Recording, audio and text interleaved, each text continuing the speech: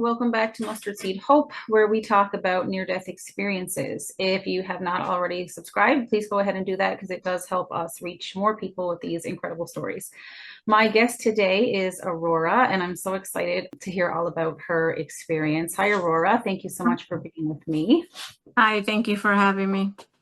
So I know you had a profound experience a while ago where I believe you died in your sleep, and you found yourself out of body and you had quite a remarkable experience. So do you want to do like a lead up, or you want to start like on the day of?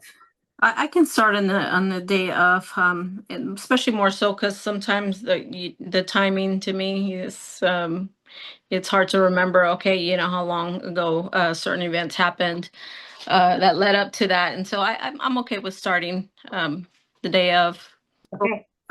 So it took me a long while to figure out what exactly that experience was because I had never seen or heard or experienced anything like that before. And so when it happened, I kind of just, sh- put it under the rug and didn't talk about it for a long time because I didn't have any words to express that experience. It was just so profound. And I hadn't seen anything in my awakening life nor in movies or anything like that to kind of help me kind of dissect and explain everything that to myself even, so I didn't talk about it for a long time. It wasn't until I started really researching and digging into it and really questioning what I experienced was, because it's etched in my brain as if it happened yesterday. And so my experience happened around 2013. So I've been kind of just keeping it quiet for a while, especially the background that I have. I come from a Christian background, so it's really hard to kind of, uh, I guess, understand everything, especially when um, I've been taught for so long certain things, and my experience was kind of completely opposite. And so, again, I didn't talk about it for a long time. But my experience was very brief. I know now that I passed in my sleep. I stopped breathing for a while, and that gave me a little free ride over to the other side for a little bit. It's what I like to call the other side. And um, I remember going through this what seemed like a fast tunnel or hole. It was black, and I could just hear the wind as if the wind was blowing really fast. I was just, you know, um, basically transporting to the other side very quickly, and then I was there instantly. I was instantly in my what I call my mansion. The floor was made out of white marble. It was the most beautiful floor I've ever seen. There was pillars of rose quartz crystals, just tall. My dead pet was there. I also had a pet lion there from a previous life that I really haven't kind of questioned that or asked my guide about, what that lion or who that lion was in my previous life, but he was there and he was happy to see me. My dead pet was happy to see me. And, his hair was just glowing. He was just in his heavenly body. He was a Japanese chin, so he had this long hair and it was just flowing, glowy. And I looked at him and, then I looked out the window and I saw the most beautiful, I don't even know what to call it. It wasn't a garden, it was just hills of beautiful greenery. I'll never forget the colors. They were just so vibrant as if they were alive, just pinks and greens. And I remember looking at the sky, and it was just the prettiest sunset that you've ever seen. The whole sky was uh, filled with those colors, but there was no sun to make it look like that.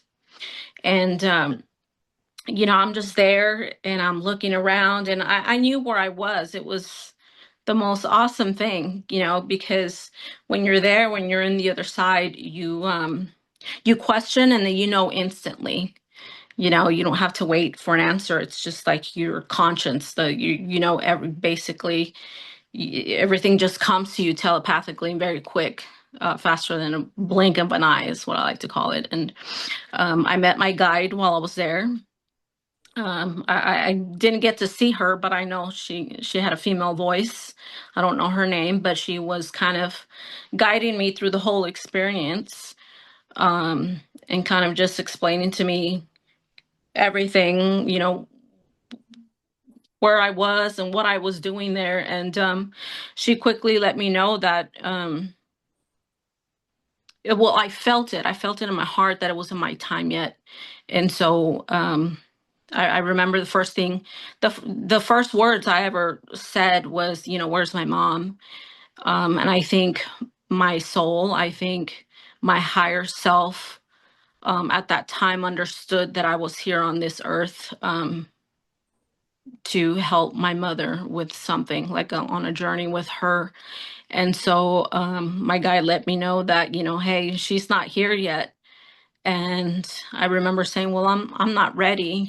I knew I had to come back for her for whatever reason. I'm still kind of learning what that is.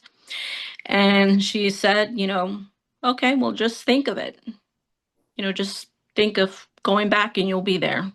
And as soon as she said that and I thought it, I was back in my body. And, I just woke up, and it was, at first I thought it was a dream. I thought it was a dream because, I just thought it was a beautiful dream. And so I kind of left it like that for a long time. It wasn't until I would say maybe the past 5 years that I started telling myself that wasn't a dream.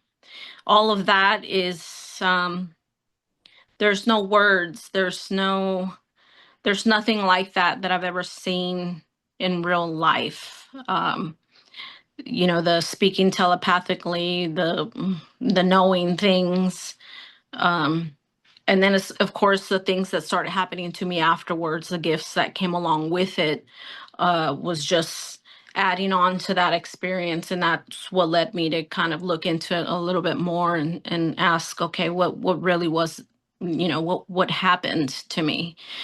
And so, I Googled, the things that I saw, the experience, the colors, all of that, and it led me straight to near death experiences on YouTube. Because you pass in your sleep, there's no one there to tell you, hey, you stopped breathing, by the way, you kind of died for a little bit. So you wonder if it really even happened, if it was a dream. It wasn't until I really started asking my guides, hey, was this did I pass in my sleep? I really think that's what happened, because I have breathing problems. I've always had some weird breathing patterns in my sleep. I've held my breath in my sleep, my I've been told. And so, it wasn't too, that part wasn't too, like, I wasn't in denial that something like that happened to me. But again, I just did start questioning it, and it wasn't until then that I learned that I passed in my sleep for a little bit, and I went over. And I recently met, actually, online, as somebody reached out to me. Um, he interviewed me for his podcast, and he's the only one that I've learned that has also passed in his sleep from sleep apnea. And so that was kind of comforting. It kind of just assured that what I experienced was real. And again, once you see something like that, something you feel it is just so profound that there's no convincing that it didn't. There's uh, the colors and everything is just amazing. That's incredible. So you mentioned that you met a guide, and that you heard her voice. Did you hear it like audibly, or was that also like through telepathy? Both. Okay. And so But you mentioned that you came back with some changes and some gifts. Do you want to talk a little bit about those and tell us maybe did they happen sort of immediately or sort of like over time? so I've always, well, not, I can't say always, but from the time I was, say, 19 or 20, is when I really started noticing that this was I don't know, years before my experience, that I could hear certain things, not audibly, but telepathically, like in thought form, things that I would know and then they would happen. And so when I had my experience, and then I later had what some people might call a like a Kundalini awakening or a death of an ego. Um, More so when that happened is when all of the gifts really started just becoming a lot more stronger. Um, I started really hearing clearly from my guide. Just things that I would kind of hear, and then they would happen. They would happen shortly after. Or sometimes, I would walk next to somebody, or this happened after my ND. I would walk next to somebody and I kind of just knew their life. I knew that either they were hurting or they were going through something emotional, and it would happen at work, and I would just get up and go hold the person, and they'd start crying, breaking down, and asking me how did I know, just things like that. And at that point, as something like that gets stronger, you're kind of like, oh my god, what's happening here. It's kind of scary at first, because you're wondering, is this real? Is this is actually happening? Because it happens more. And and even then, like, how do you explain to people that how you know these things? Do you tell them, oh, I heard a voice, without sounding crazy? And it would just be little things like that. Like, one of my managers lost his glasses, and I was told where they were, and I got up and got them and gave them to him. And he's like, how did you know I lost them? And at that point, I'm just like, well, I don't know, I just saw them there. Just things like that. And you know d- during all of this, I'm like, okay, God, why do I have this gift? Like, why am I allowed to basically have these gifts? I don't want to hoard it for me. Am I supposed to share it with people? Am I supposed to kind of show people how to use it? And at this point, I feel like somewhere down the line, I feel like I'm definitely gonna that time is going to come where I can show people how to tap into these gifts. I really feel that everybody has it.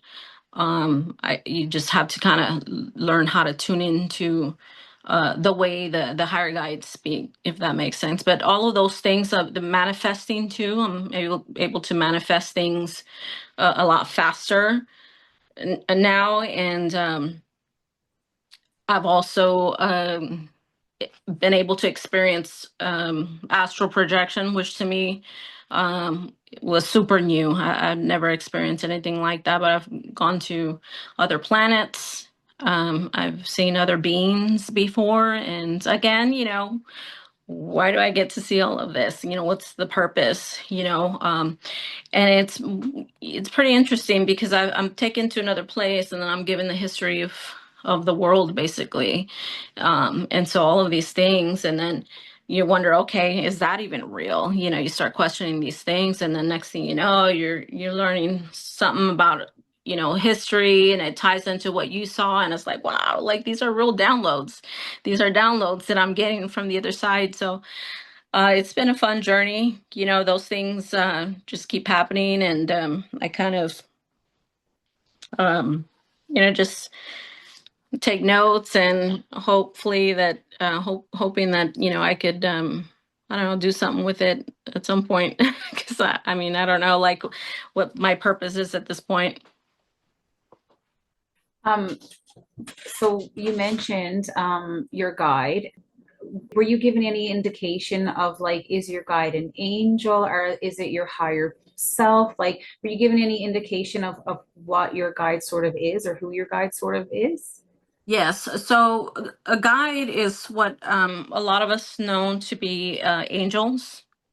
And we all have them. Some of us have one, some of us have two, some of us have a team of guides, and some of us have a team of guides from a whole different star system. I don't know too much about mine personally. I just know that I have one. She won't give me her name, and I learned actually that that's pretty normal. A lot of them don't share their name. And so, I'm just interested in the messages that she has to give me. But everybody has them, and we just have to kind of learn to hear them, if that makes sense. And but once we learn their way of their language, basically it's game really after that. So does your guide sort of come to you, or can you draw upon her? Like, can you start that communication, or does it always start from her, or is it sort of both? It's both. Sometimes it's just drop-ins, if that makes sense. So it's drop-ins, for example. And so guides basically are here to help guide you in life. And some of us, depending on our background and our upbringing, we save those things for prayers, for somebody who's sick, or when we're sick, or we have some type of major decision to make. But they're really here to help us live every day, just in our normal lives. I can give you an example. So my husband, he travels a lot for business, and he recently did a golf outing, and they gave him some goodie bags. And in that goodie bag was a cell phone charger, one of those ones that you can take with you. It's just portable. And I said, oh, wow, we'll be able to use that in the future because we travel a lot. You travel a lot. That's nice that you got it. And so he put it on the side table, and we kind of just left it there. And then he says, oh, by the way, I have a business trip next Monday. And I said, okay, he always tells me when he's going to leave. And so, I'm just kind of going around the room, and I see this was the day before he was going to go on his trip. I see the portable charger there, and she downloads, hey, you need to give that to Andy. It's not, hey, I need to give that to, it says, hey, you need, that's when I know it's her. And so I'm like, okay. And I say, no, but I know my husband, he's a responsible packer. He won't need it. And so I don't give it to him. So the next day comes, he's flying, whatnot, and he texts me about, I don't know, 6, 7 o'clock, and he says, hey, my phone's gonna die, and I forgot my charger. And this was the charger that he bought with his phone. This was his regular charger. And he's like, and I don't have any other charger, so I'm gonna have to buy one tomorrow. But my phone dies, and you try to call me, just know that my phone died. And I thought, oh my gosh, I should have listened to her, just little things like that. But the more I welcome her, and the more I hear her, and I basically allow her to help me, because they just love it. Our guides just love it when they're guiding us and they help us and we hear them and we do it, because that means they're doing their job, and that makes them happy. It's like us when we go to work and we're like, hey, we're successful, it makes us happy. Well, the more we listen to them and the more I listen to her, she's rooting for me, but again, she said, hey, you need to pack that for Andy. First of all, I don't even call him Andy. I don't call him by his first name. But it's just little things like that, that she'll kind of help me throughout my day. But yeah, it's pretty fun. It's like a little game there. But and those are little drop-ins. I don't ask for anything, and most of them actually, you're asking that question, a lot of them are drop-ins. There's a lot of information that she gives me that I don't plan. It just comes, and then I just, kind of, I guess, be obedient and allow her to kind of help me throughout my day. That's pretty comforting to think that we all have a guide like that. I guess my next question would be like, given that you described her as an angel, so that place that you went to, the other side, as you called it, you mentioned you had a mansion and that type of thing. Could I infer then that that was like heaven? Like, was that like would you call it that, or did you have that sense that it was heaven, or I knew that I was home. okay? I like to call it the other side because to me, heaven has a lot of definitions attached to it. So I knew that I was home. I knew that that was my home. My pet was there. I knew I had been there before and that I came from there. Okay, that makes sense. And did you encounter any anyone or anything that you would have perceived as like God, higher power, creator, like any of those types of things? No, I didn't meet anyone like that. Or had, I didn't encounter anything like that. But when I did come back into my flesh, my body, my avatar is what I like to call it. I understood um that the higher consciousness that I was experiencing was God, just the intelligence of knowing everything when I was there. So sort of like that's where the downloads were coming from. That's where the information's coming from, or the knowledge. That's for, I like to call God the universal intelligence of everything that is. Um, and um, and of course, as I got this download from my guide, I started questioning. Okay, well, that kind of makes sense because when we go to sleep, our consciousness keeps going. Or when we pass, our consciousness keeps going. So that conscious thought, that intelligence is God. And I understood that when I came back. Wow. Okay, that's really neat.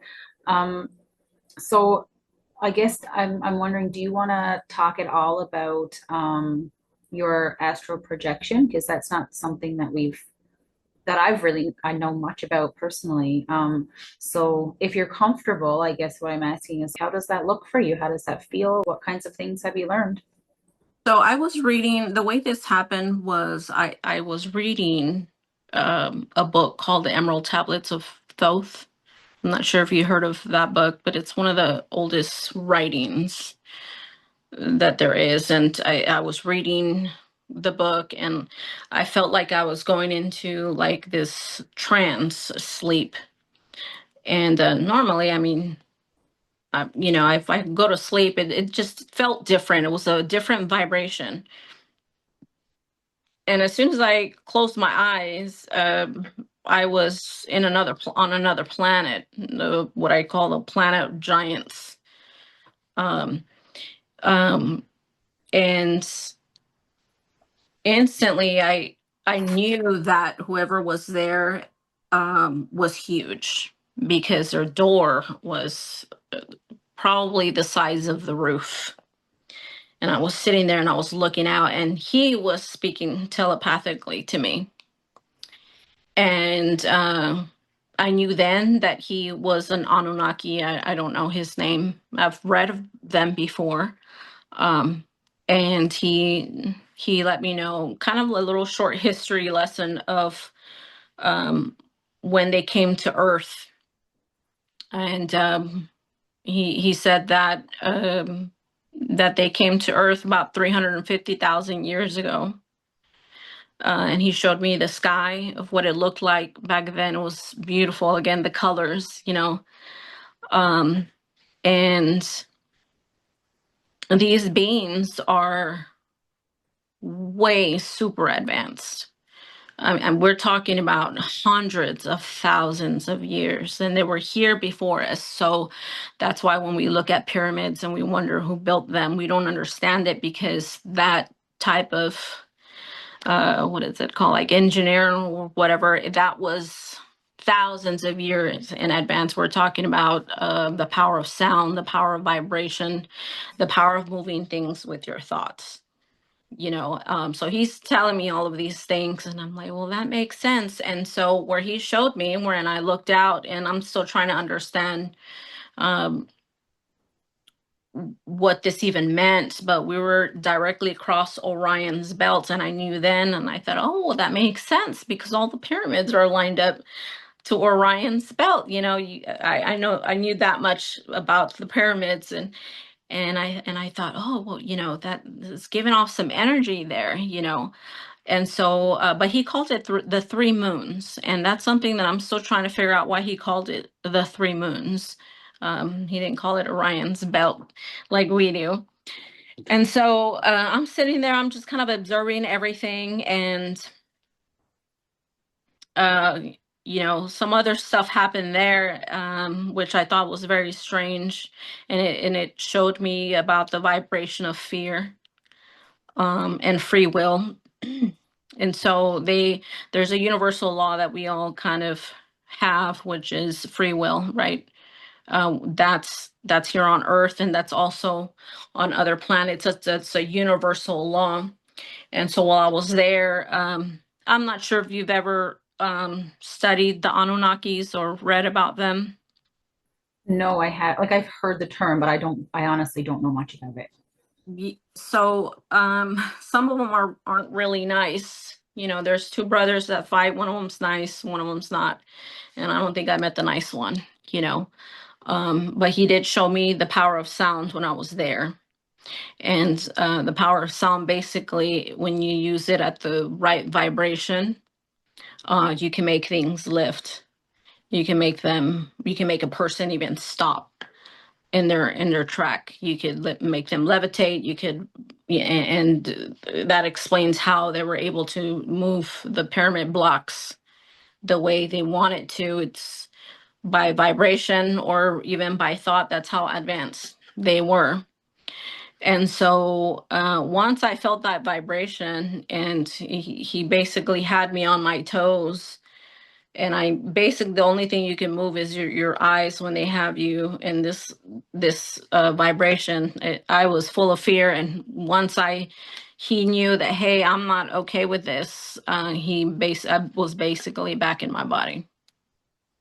Wow, It's, that was a very interesting experience, because again, every time something like this happens to me, I always wonder why. Why, am I seeing these things so I can understand more? Just how the earth has evolved. The Maybe I was supposed to understand fear. Because once he felt that, and once I told him, hey, I'm not okay with this, I was gone. So that was that experience. yeah, and And I think that those are valid questions to ask yourself in a situation like that for sure. I think most of us would. And so I don't know if even you would have an answer for this next question, and it's fine if you don't, but you mentioned how free will, you had the impression that free will was sort of universal and that it applied to that new place that you found yourself as well. Um, and so I guess my question is, like, you also mentioned how you perceived God or creator to be essentially like the higher knowledge, the higher consciousness. Did you get the impression that the knowledge and consciousness of this new place you were projected to was also connected to what you perceived to be God or higher consciousness when you went to the other side? Like, I guess, did that consciousness also have power over this new place that you went, or did that feel separate to you? that definitely felt separate. It felt like a whole different, and I always think of vibration, because um, I feel like a lot of things that I've been able to tap in has been a vibration of my emotion. Whether I've been super happy, when I'm really happy and grateful for what's happening presently, and I'm just filled with a happy vibration, that feeling that you get. It's a vibration. And so when I'm in that state, that's when I start really trying to manifest things, because that's when I feel like I'm closest to my guide, because there's no fear in the other side. There's no fear, there's no sickness. All of that is in a lower vibration. And so if we're trying to reach or to have conversation or to communicate or to manifest things, we need to learn to be in a higher vibration, which is gratefulness, happy, joy. Because once we're down here in fear, it's as if that communication is blocked and we can't receive from there. And so I like to call that a different vibration. I was already like, in I guess in the trance sleep vibration. And I feel like a lot of people actually that have had, astral projections or gone places, they talk about going into a trance. And really I remember if I could feel my body at that time, I was, in a very deep, low vibration. But the more I stay in a high vibration and just grateful and happy, things like that, I feel like this when most of the magic happens. Okay, that's a really good way to explain it. Um, I guess my next question is, so you mentioned before you had this experience or these experiences, that you sort of were brought up in a like in a Christian background. Yes. After you've had your near-death experience and then all these other experiences that you've had, has it changed your belief system at all, or has it strengthened it, or like how does that work for you? It's changed it and strengthened it. Um, it changed it in the sense to where I understood that there was no hell that I experienced on the other side. There was no judgment that I experienced, which I've been taught my whole life that I was going to be judged when I went over there. As a matter of fact, a lot of people that have NDEs, they just talk about life reviews. But again, that's where free will comes. A lot of people, I guess, are afraid of that word. They're afraid that, hey, I better act right, or I'm gonna experience hell or things like that. But once I had my experience, I understood that we actually decided to come here. We chose to come here and have these experiences. And I really feel that once we understand this, it kind of just gives a whole perspective of life, period. It's like you come with a mission now. I better learn certain things of why I came. Again, back to when I crossed over and I asked for my mother, um, I knew that my purpose had to do with her. And so that's when I came back. And so, um, again, we have free will. It really is a gift. And, we can choose to come here. That even itself, to be here alive today and be in this body, is a free will. We get to choose, as a matter of fact, be adopted into this family here on earth. We get to choose our parents. We get to choose the lessons that we're gonna uh, learn, and we get the free will to choose to come down, That's which incredible. that was very hard. Again, I'm getting these downloads, and like, wow, what does that mean? Is that true? And again, I start questioning, but questioning is the best thing you can do. When you question, just question everything, question your life, question your existence, but yes, I was raised a Christian. And again, I had all of those beliefs. And once I had my experience, I definitely didn't go to church anymore. I didn't believe in the church or organized religion, but I did believe in Christ and what he taught, which was power within and the kingdom within. One thing, one thing that society doesn't like is somebody who knows how to think and walk in power. And that's one of the reasons why I think they crucified him, because he was teaching people how to walk in power and how to live with power and just manifest things, and that's dangerous. And so that that definitely, I started really just focusing on Jesus's words and what he actually really meant with the things that he said. And so it definitely made me more of a Jesus follower in that sense. Um, and so I kind of lost my train of thought there. So basically, despite not necessarily going to an organized religion, you feel like you have a stronger relationship with Christ and God and stuff now. Well, I have a stronger understanding of the purpose that Christ had, so I went from following the gospel of Paul to following the gospel of Jesus, if that makes sense. Yeah. 'Cause the gospel of Paul is, hell and fire, and that led me down another hole because, from my understanding, I don't even think that Paul was even a disciple of Christ. He has his own story. And so, but Jesus, on the other hand, I mean, he was telling you, hey, you and the Father are one. You have everything that you need inside. You don't need to go to the church for answers. You don't need to do this. You don't need to do that. And they didn't like that. He was against, certain agendas. And so I understand now. I mean, I read the Bible now.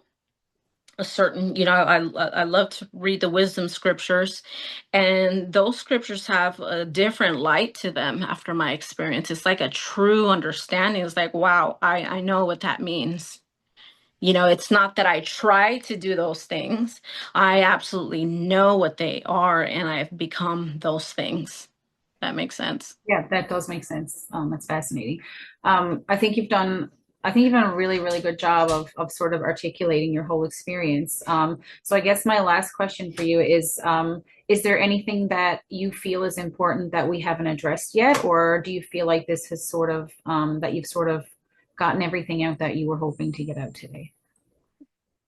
I think, I got everything out that I was hoping to. If I could close with anything, it would be that to for us to don't live in fear. This life was meant to be um, experienced in the most highest form possible. With no fear. Make everything the best.